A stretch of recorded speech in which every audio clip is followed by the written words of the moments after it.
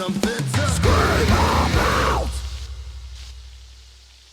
Alrighty, welcome, ladies and gentlemen, to episode 4 of Something to Scream About. We're back on the couch again. This is August, I'm going to say 21st, I think, Saturday. It's a beautiful day outside, but we've locked ourselves in here to talk about music. There's my noise. There's the sound. Noise. Waiting for his moment. Yeah, so it's been a longer sort of break in between podcasts, this one, but we're glad to be back. We're glad to be sitting here on the couch again and talking through a few things. We've got a few awesome topics of discussion, one of which you would have seen in the title, which is about practice. So we're going to be diving into that a fair bit today. The other thing is we're going to sort of talk about our upcoming show at Moondole Festival, which I think has been postponed, twice now? Yep. Once, and it's in 3 weeks' time. Yeah, so 3 weeks from today, September 11th, we're playing at Mansfield Tavern. We're opening the day, and we're just starting to sort of get our live show together for that and practice that, which we'll be going into a little bit more. And it's getting close, so that's exciting. We're also going to be talking a little bit about... hobbies, skating, getting out of the house. That's right. Yeah. Other stuff other than music. Yeah, well, in fact, let's start with that because that seems like a relevant place to start. Yep. Before we dive into anything a little bit more in depth, let's just have something a little bit more lighthearted to begin with, I reckon. What do you think? Yep. Well, we've started skating, all of us, all four of us. Skating, skateboarding. So, yeah, we've started skating. Pretty much Morgan started it. He was like, what did you say? He just wanted to get out of the house and just... Well, I was stuck in the house for ages and I had no clue what I wanted to do. And I had no clue how to get out of the house because I've never really liked being an outdoorsy person. Like, never really liked the sun, the wind. It all just kind of turns me away from it. Burns you a bit because you're a vampire, Yeah, right? I'm a bit pasty. So I've been looking for a while of things that I can do outside and that actually I enjoy. And I ended up going around someone's house and I noticed they had a skateboard out the front and I had like an epiphany moment. I'm like, that's what I can try and do. So I started doing a bunch of research on skateboarding and all the like how to begin, how to start off, what to expect, all that kind of jazz. And I told the boys here that I was going to start doing it, and they were like, "Hell yeah, let's do it all together." It was like a reminder of just growing up, like, you know, in the 90s, skating was like huge in the early 2000s.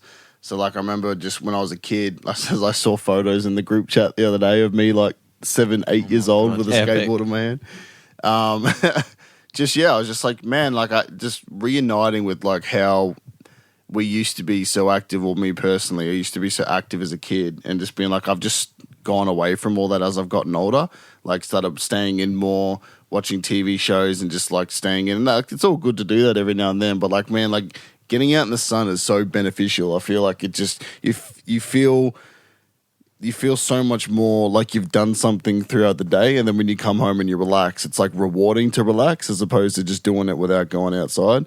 And being a music producer is freaking my main job. It's like all the time I'm in a studio just mixing music in a dark room and everything. So like anything to get out of the house and get a bit of cardio and push the board around, it's awesome. One thing I can say is since I've started, I have appreciated like nice days so much. Yeah, more. yeah, Like, 100%. You don't even notice it I'll when you're look inside. outside and be like, oh my God, this is a really nice day. And like everything looks so beautiful. Like I can actually go out into that and enjoy it. What was it, Tuesday we all went out for like 2-3 hours skating? And then Yeah, we did a before band rehearsal rehearsal. Yeah. So that like we're already meeting up for band rehearsal, and we're just like, let's meet up a couple hours before. And then we went to the skate park, and we're all dropping in and learning how to ollie and gradually getting to higher ramps, and yeah. Bro, I was Till you sore at that injure yourself. rehearsal, for sure. My ankle was sore and my back was sore. Speaking of sore ankles, Jordan. Yeah, that was a tough day. I try to be cool and think that I was Tony Hawk straight away. and I tried to drop into a ramp after I guess being a bit tired and skating for 1 week. for 1 week.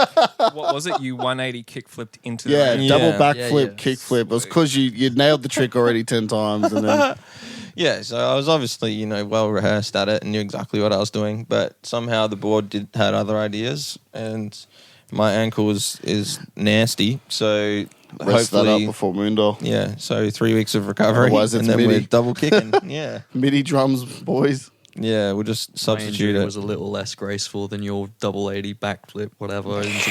Well, I twisted it 3 times already. Yeah, so- we're getting injured already. Yep. But it's like To be expected, though. But that's It not is. that's not going to throw you off starting a new hobby at God, especially our age when we're hitting 30. Yeah. And Andy's hitting 50, 60, 55, something like that. 60. Yeah, I thought your 70th was this. Where's the cinnamon rolls? And we're all just like, no excuses. We can't be like, oh, I'm too old to do that. Like, we're not trying to learn crazy tricks and stuff like that. It's just good to do something to get out of the house and to be active, and because music's I very like just scooting around the lake in front of my house, just going around with the dog sometimes. Yeah. Just even that is fun now. Yeah, and It you never and used to like be you said, before. I remember you saying, "Oh, like I can't believe this is like right near my house," and it's Yeah. like just It's having been that, there the whole time, and you yeah, don't even just notice having it. that appreciation. Something you just like, such a hidden gem is like so close, and this level of gratitude. I've lived at this place for like 6 years, and I'm now only appreciating how like nice it is out the front. Yeah, that's so cool, and You like, got to get outdoors for sure. that's right, you do, and getting some of that big vitamin D into you, and Big D. the big D, and some of that sunshine, some fresh air, which we're all lacking as of late. But yeah, you're so not that's so that's been really important. I reckon it then helps productivity. In fact, I swear I've heard that somewhere in some podcast or stat that actually having adequate levels of exercise, fresh air, good endorphins, and sunshine will obviously help your energy levels, your concentration, and be able Bro. to stay on task longer. That day when we went skating at Red Star, I went to bed at 7 o'clock at night, and I woke up at 8 o'clock the next day. That's how long I slept. Slept like a baby. Not even waking up Yeah. in between, and I have the worst sleeps.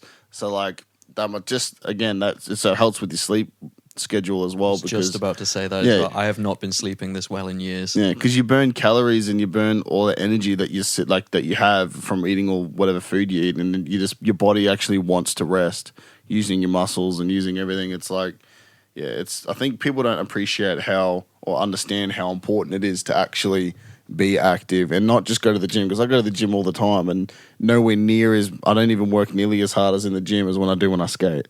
Weights are a different feeling. Like skating and cardio, and even surfing or bike riding or whatever it is, it's a different kind of exercise. We just have Functional. to keep our limbs intact. Yeah, What No was it we broken decided? arms. Yep. And no broken arms or Anything. legs. it's so easy No to get broken carried arms. away. And no broken Yeah, face. we can break our legs. My face has been broken for Jordan. years. This is just that's True. You said it, not yeah. me. I think we have tried to pick up a fairly somewhat dangerous thing, but if you're not into skating, or you're into something else, even just like we're talking about shooting hoops or kicking a ball around, or just Yes. or even if you're by yourself, there's still other things. Go fucking walk or something, for God's sake. Get out there and like do something different to break up the routine, or like especially because we're so stuck inside at the moment. Just get out there. You should be, in fact, get out there, go for a skate, put your headphones in, listen to this, and this appreciate podcast. the good Sounds day. like a great idea. Yeah, you could have a monthly skate around listening to this bullshit. Unless you live in Sydney or Melbourne and you can only go outside for 1 hour a day, right? Yeah, unless you're Fucking Well, no, Unless you're use at that hour gunpoint. to listen to this and Yeah, skate. yeah. Don't. Jeez. We'll cut it out, bro. I promise. Yeah, Just say it. don't just leave it in. That's what she said. What was the next thing? Well, we can sort of go into practicing, right? Yeah, go into practice, I guess, because going from that and being more productive and having these sort of extracurricular activities to go and do and then make sure your studio time is more effective. It's there. We're also talking about practice and making sure practice is effective. It makes you enjoy rehearsing more when you do other stuff during the week and break it up. Yeah. So then when you're not in the studio, like when I'm in here all the time, every day, it's like, you know, if I'm doing one of my clients' hip-hop songs or if I'm doing my own stuff or if I'm doing the band stuff, like it's very easy to lose motivation and to lose interest and just to be fatigued. But then when you go out and get out of the house and you go and do something different, when you come back, you're like, oh, you get that spark of inspiration again and motivation again, and then you wanna do it. And same thing with practicing, like. You know, you don't just get complacent with your practicing, and it's very easy to fall into that, like, oh, I've played guitar 3 times this week, but it's like, what did you actually play? Did you just run through and just do whatever, or did you actually push your limits and your boundaries and try and learn something new? Otherwise, you're not going to really get better, are you? Yeah, that's a good place to start because, and knowing essentially what practice is or means or why the hell you're doing it in the first place, because most people will say, yeah, I'm practicing, but I'm not getting any better. The understanding that practice is actually, you know, trying things that you can't do, relating this back to skating, trying to get on a skateboard for the first time, that's practicing how to skate. Once you can skate like along, then you practice the next thing. You might try a trick or you might try and drop in or hurt your ankle or something. So it's like, you know, you've got to then go to the next thing and keep finding something that's going to challenge you to do. Yes, like, you know, when we've played our first few songs or the first EP like a million times, it feels like it's in the muscle memory, and that's cool. But then what are you doing? You're just flexing that muscle memory. You're not actually trying to create new neural pathways. You're not creating new learning or new techniques, and you're not expanding or going anywhere. You're just staying static. So having that actual mindset when you're sitting down to practice, it's not a rehearsal. You're not rehearsing stuff you already Practice know. is boring. Well, yeah, it can be It's quite not boring. like there's types of practice that are fun and you're shredding and you're jamming along. But if you want to be better at your instruments and good, you gotta do boring practice. Same with vocals. I have to, like, it's not always fun, like belting, screaming, and like, you know, all the fun stuff. Like, I don't listen to breakdowns and just freaking go roar and like scream. Like, a lot of the time I have to do really, really silly noises, cartoon noises, like makes head voice siren noises and imitate all this and sound like an idiot. But it's all of that hours and hours of practice, you know, is not fun, but you have to do it because you need to be aware of how to raise your soft palate and all these different things within your vocal cords to make these sounds safely. So it's the same thing with playing guitar. It's like sometimes you gotta, or drums, you gotta just put the metronome on and you just gotta drill, you know, triplets and then straight time and all these different like syncopations and rhythms. So you alternate picking, down picking, like being able to switch techniques, you know, practicing that way is going to make you better. It's not just, and then you have the fun stuff as well on the side, but you got to have both. Yeah, it's like going to the gym, right? You might say you want to do the bench press. You would have to do the bench press technique hundreds of times before it feels really natural to then be able to lift lots of weight. Relating it back to, like, for me, the drums, like, I have to play single notes on one hand just repetitively for like 5 minutes, trying to get same even response out of my muscles and the whole movement. Same as what you would do if you were bench pressing. You're just practicing that movement so that your muscles are used to doing that thing, so you're then capable of actually playing the thing. But that's not me. That's not necessarily me thinking about a complex pattern or learning a new groove or anything. That's literally teaching my muscles to do that motion and practicing that practical kind of aspect of it, the fitness, so to speak. But then you're then thinking about technique, so you're getting the technique down easier when you're like picking fast, or you're doing, you know, the up and down the fretboard. You've got to walk your fingers and get each finger used to being able to press evenly and move up and down in a whatever manner. And like, until you sort of really think and break down those individual parts, you're not going to really understand the concept behind why you're practicing. If you're just sort of brushing over it and not really honing in on what these different aspects of the practice are, then you're not going to have any kind of goals or outcomes that come from it, if that makes sense. And even when we rehearse at a rehearsal studio, there's times where we rehearse here and it's more like just playing through the songs and asking any questions of like, am I playing like 001, this and that, and then am I sustaining that note, or is it just this and that? What am I palm muting? Like, there's that types of run through practice. But then when we're at actual, the rehearsal studio, it's like we are now imitating what we're doing live. Like, let's pretend there's where that couch is or where that wall is, that's the crowd. Let's all face that way, and then let's actually move around and jump around and practice things that we would be doing live. So then when we do get to that live aspect, it feels more natural. Because I feel like with our first couple shows we did, we never really rehearsed like it was a show. Like we'd always just play the songs, and it was like, oh, we're rehearsing the songs and playing them together. But we never once really rehearsed, at least for the first show, maybe the second and third, but the third one we did, but I'm talking about just the first ones, like our very first shows, like just trying to nail the song. We were just so like, oh, we got to play the riffs, and this is the drum beat, and this is the vocals. It was so like, we were just playing the studio record. There was no just fucking go in there and just jump around, freestyle it, like play your part, but there's so many different kinds of practice. Like I feel like our last rehearsal session was insane. Like I felt personally so free with throwing the guitar behind my back and being able to grab the mic off the stand and walk left and right and pretend that I'm interacting with people low and people high and just practicing as if it was like a real thing. And then getting back in time, because I have to go back to the vocals again and back to playing guitar again. Being able to get back, put the mic back on the stand, swing the guitar back around so my hands are in position to play the next section. Being able to do that at a rehearsal studio, then when I do it live, I've actually implemented it so many times before. So yeah. Yeah, you're right, bro. I think that's also building on what you just said. That confidence of knowing the tracks and knowing what you're doing up there helps that a hell of a lot. The first gigs, like we were obviously still not sure about the songs. So, and even we hadn't practiced, like you said, playing them in front of a crowd. So we hadn't actually done that aspect of a practice. We'd just done them sitting down, staring at the fretboard or at the drums and going, okay, I need to hit this one and whatever. Now that we've gotten them down, so it's muscle memory, we can all just sort of even improvise on top or play around and remix the set, so to speak. We're at a place where you can really focus on those performance aspects and interacting with the crowd and when you're going to be hitting this mark or doing this thing and having some sort of, like show aspect to it as well.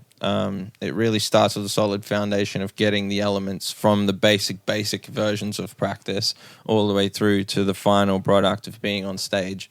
The mindset of like being in the right mindset of where you're practicing, and like we did touch on that last month on mindset and all that kind of stuff. So having the mindset of what you're going to be practicing and breaking it down. I might then lead that into a sort of, I guess, question to all of us, or like we can talk about how we practice certain different elements of all of that and go into our processes so that people can understand the difference between what, say, I know we've sort of touched on it a little bit, but more technical practices compared to, practicing the riffs or muscle memory or endurance or, and what each instrument or thing might entail. Like your vocal warm-ups take up a bit of time before you're actually singing. That's something I've only just recently started actually doing, as I never used to properly warm up because I would be so concerned about hooking everything up and the XFX and where the XLR cables are going in front of house, and I'm like hooking all this stuff up, and then you guys are so, maybe not so much you because you got to put your drums together, but you guys are very like just plug in, you're sorted, and then it's like when everyone is always ready before me, I'm always the last one to be ready, and then I feel like everyone's already ready, and then I'm just like, everyone's like, all right, cool, let's go, and then we just start the back, and I'm like, whoa, hold up, like, so now I've had to like learn to warm up before I get to rehearsal. Because obviously we're paying to be there, so we want to like rehearse make as much of the time. We can't wait for me to sit there for 20 minutes going freaking la la la la la in the corner. Like, No, they said like Mills, and then I just said, what if he's listening? Shout What's out. up, Mills? Shout Yeah, out. what's up, bro? Major 7, Major 9, my bro. Anyway, so yeah. In regards to practicing, yeah. So like the way I like to practice is, which I think you guys have implemented yourselves now as well, is after the riff's written, to get it as clean as possible, I can slow down the BPM in my DAW, and then we can practice to a slower metronome until you've got it like down to muscle memory, and then you just speed it up until you get it at full speed, and it works really well with those, triplet tremolo picking faster breakdowns that we've started implementing in our new EP. Shout out to the new EP. That's what we did yesterday. Yeah. So there's that riff where I have to match the kick at the end of the song. Yeah. And it's at 120, and you slowed it down to 90, and you also slowed it down to 60. Sent them both to me. Yeah. And this morning I was just going over them. I went, hit the 91. I'm like, nah, slow it down. The 60 worked way better. Yeah. So half time. Bones. And then once I nailed that, popped up to the Bum, 90. bum, I'm like, bum. yep, got that. Full Dum, speed. Boom, got bum. it. But if I just sat on that 120 the whole time, it'd be like, I'd probably Yeah. still be trying to get it. Yeah, and not only just Just that, you easier think you can process. think you're hitting it because you're playing it so fast, and once you get up to a certain speed, it all just sounds like brr, brr, brr. It's an easier process, and you just get shit done quicker. And then you can know the alternate pick 1 2 3 4 1 2 3 4 1 2 1 2 3 I 4 think I 5. got it. I think. Yeah. Yeah. So that's that's Figure it more out. like you said, the muscle memory practice and sort of rehearsing something that you need to learn and be able to play off by heart, right? So going slightly smaller than that, if there's techniques in the riff that you're finding difficult, so you might be playing 90% of the riff fine, and then there's this little run at the end or a little drum fill, or you might go from a different type of vocal into a scream or something. If you find that transition difficult, then you should both practice that individual technique slowed down in its own setting, so that you've got the technique down. When you need to actually call upon it, you can just smash in that technique. Like a perfect example for me is a pinch harmonic. You've got like one shot to hit that if it's like the perfect spot, and like I'm terrible at them, but like being able to just nail that pinch harmonic in that spot every time is a technique thing. So then you've done that, then you can drill the muscle memory of when to play the notes and when to play the techniques, and you've got your riff and your stuff nailed. That kind of practice is like you said, slowing it down, looping sections over and over again, going right back to basics till it's like painstakingly slow and somewhat boring and stuff. And I think so many people, like we said before, skip over that part or just go, They want to get to the good stuff. yeah, you just want to shred, you just want to do it fast and just Maybe some people just don't know. So it is. I guess what you're saying is it's both. There are different ways. This is one technique to nail a part, slowing it down. For sure, it works for me. Yeah, For sure, it works for heaps of people. I mean, yeah, it should. I personally isolate things as much as possible, split everything up into little bits which I need to work on, and then work on that extensively until I nail it, then move on, then work on that extensively, then work on them together, and then grow until I get the actual song. Just like doing ollies, yeah. Exactly. Yeah. Just keep That's drilling. what I it. was doing. I was doing the whole tail stall and then the slide up. Yep. It's all just segmented out until you can combine the whole thing together. To the knee pop. Yep. Is that the third part of the ollie? Yeah. Yep. Tail Your knee, stop, yeah. slide up, knee pop. Dislocated knee. Out. Oh, love it's it. back. Yeah, no, that's absolutely right. So just breaking stuff down in any part of your music or your practice or your playing or anything like that. I guess then the other side of practicing is not just to be practicing things that you can already do. We sort of touched on that, but then trying to find new techniques or trying to find new styles of playing or playing genres and styles that you wouldn't normally play or, go near anyway. It just helps you expand your knowledge for chords, melodies, progressions, and influences and all these sorts of things. Timing as well, like different feels. It's just like it all combines into sort of having that level of practice of other musical stuff. I think we touched on that last time. Yeah. Just like learning new techniques, like doing a little course, stuff like that, taking yourself out of your comfort zone. It's all good stuff. That's right. Yeah, that's all the same thing, as mindset and trying new things. It's cool. And then, like what we were saying, what you said before with rehearsal, Cam, and doing that live show in front of people, when you've got all these things drilled at home and this perfect, You still got to implement them. you still then have to play it. Yeah, you have to play it live, and you have to be able to hit those things whilst you're throwing yourself around stage or singing and rapping and throwing guitars down. When you're up there and you're jumping around and you're moving left to right and you're trying to take as much space as you can, when you're up there, to the crowd's point of view, it all looks seamless and it all looks like you're just jamming and having fun. But those movements have been drilled multiple times, hundreds of times in rehearsal, because it's a very hard thing to do, to like play guitar and do vocals, rap and scream, and then, have the guitar muted. Remember to mute the guitar, spin the guitar towards your back, and then move around and rap. Then whilst you're rapping, you have to remember in your head, like, okay, or singing or performing, like, okay, this line, I only have a couple seconds before the end of the bar, and I have to get back and put the thing there's so many, like, you're juggling, like multitasking all these things. Yeah, sometimes you get caught up, man. Like if I have to hit my foot switch, it's just like you're jamming out, adrenaline's pumping. It's like, oh shit, I got to switch back to distorted. I can go to clean. Yeah, it happened the other day. Like I was gonna go back to the mic, put the mic on, grab my guitar, and play the breakdown of Propaganda with you guys. Yeah. But then I was just doing the vocals, and I just got to the "Just Let Me Explain." I was doing that part, and then I was like, oh shit, I'm nowhere near the mic right now. I was nowhere near the mic stand to like I didn't have enough time to flip my guitar back. So I was like, you know what, I'm just gonna hold it, and I just hold the scream. That's what rehearsal. But it ended up being cool. It ended up working, so that's good to know too. It's like I don't have to play that part. It's like when the song's not missing anything with you holding down the rhythm and you holding down the bass and you doing the drums, it's like I'm still there.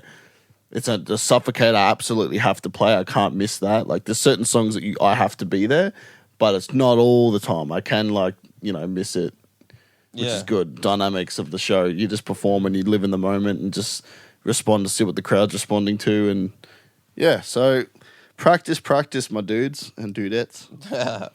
Yeah, that's really cool. If anybody has any sort of suggestions for other practice techniques, send us a message. Yeah. We'll share your responses. Like, we're always keen to learn new things, obviously. One topic I thought of that I wanted to mention, it's a little bit kind of less technical, a little bit more gossipy. We love that. I sent or tagged, I can't remember what it was, for the latest Limp Bizkit concert at Lollapalooza this year. And it got us talking about how Fred Durst comes back on, Limp Bizkit, everyone's starting to pump some of that old school 90s new metal and stuff now, and how that kind of feel or vibe is starting to come back. We've seen like the reintroduction of things like Pokemon and all of these, like, and skateboarding, I guess, as well. Yeah, Tony Hawk. You go on any YouTube video on skating, and these are videos that are being uploaded this year. Within a month ago, 2 months ago, they all have 1 million views, 800,000 views. So there is a lot of people that still follow skating, and you're right, that 90s style is starting to make a return. We see this with trends all the time. I feel like it's the it thing, and then it goes away, and then everyone's like, that's loom, and then it comes back, and it's like 80s fashion came back for a while. Yeah, exactly, I've got man. a It's theory. how it is, dude. With music, it's just like it goes like a on wave, a 20-year man. cycle. So you had rock in the 70s, then you had rock in the 90s. You had the new metal in the 2000s, and then it's 2020. Yeah. You had the pop in the 80s, and then you had the pop in like late 90s. It's like a 20-year cycle because the younger generation don't want to listen to the younger generation doesn't want to listen to the older generation shit, so they keep changing. And yeah, you're right. You're onto something. It's definitely, it's making a return, especially our genre of music, and then we mix it with modern day, synths and keep it up to date, so we're not just copying and pasting what's already been done. Yeah, new metal. And yeah, it's cool, man. And I was going to say something after that, but I've completely lost my train of thought. So someone take over. That's all right. What I was going to say to do with that concert and what I was tagging in, I think it was Nookie Live. I watched that. Yeah.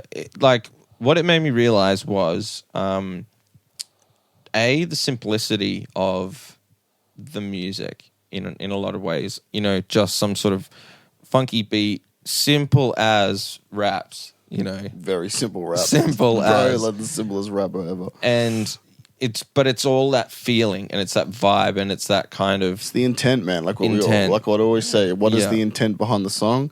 Even if it's a simplistic, like averagely written song, but the intent is so well there. If they make you feel a certain way, the riffs do, the drum beats do, the groove patterns, the lyrics do. Everything makes you feel a certain way.